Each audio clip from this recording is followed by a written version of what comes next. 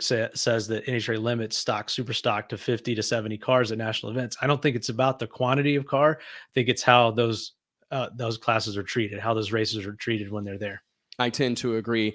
Really great story coming out of Bristol, Mike, was just some fresh faces in the winner's circle, right? Mike Salinas, Alexis DeJoria score wins kind of for the independent teams in Bristol at Thunder Valley. What's your take on that? How important is it to see someone, Mike Salinas, that's a single, obviously very well-financed operation, the best in the business, Brian Hewson, Alan Johnson, all the best parts and pieces. That Scrapper Racers team is full of killer guys and gals. But how important is it to see some of these single car operations going rounds on Sunday? I think it's huge.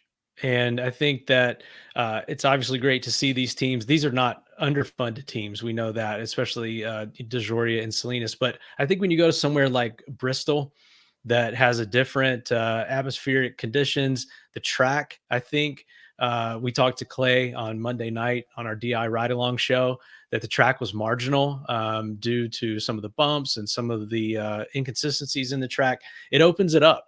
I've always believed that on a perfect surface, on a perfect track, in perfect conditions, that your big teams or your most experienced and well-funded teams are going to prevail. But when you go to a little bit of a wild card, I think you see more of this.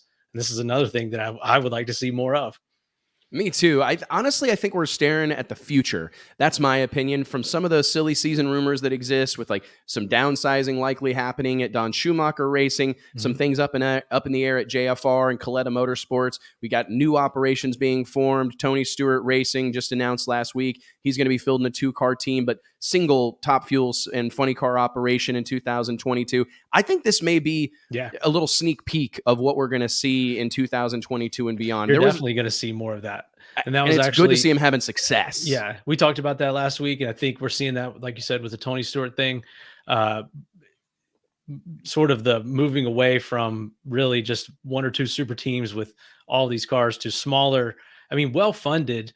Everyone's kind of saying in the comments, these are well-funded teams, and I get that, but smaller teams. These are not your Schumachers and your Forces. You may see, I think you're going to see a lot of 2-car teams. And even in like the case of Tony Stewart, it's 1 car in each class. So it's not multiple cars in each class. I mean, at one point, Schumacher had multiple cars in every class, including Pro Stock and Pro Stock Motorcycle. It's crazy, man. For me, I think it's a fantastic thing. It's refreshing.